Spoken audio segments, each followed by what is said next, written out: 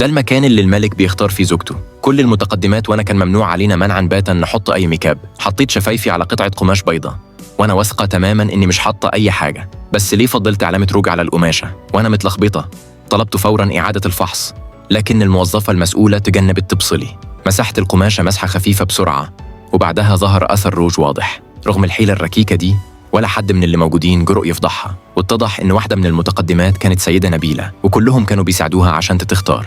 بعد كده الموظفة شارت على العلامة الحمراء اللي على القماشة وأمرتني أمسح الميكاب. بس أول ما مسكت المنديل اللي ادتهولي حسيت إن في حاجة مش مظبوطة. المنديل كان ليه ريحة زهور قوية، وفهمت على طول إنه متلاعب بيه.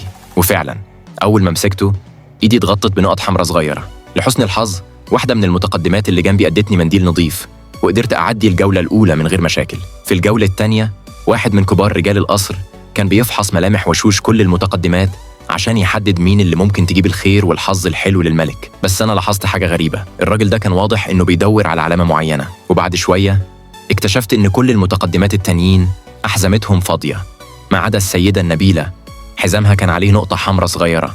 من غير تردد طلعت دبوس شعري وخزت صباعي وحطيت نقطة حمراء صغيرة على حزامي.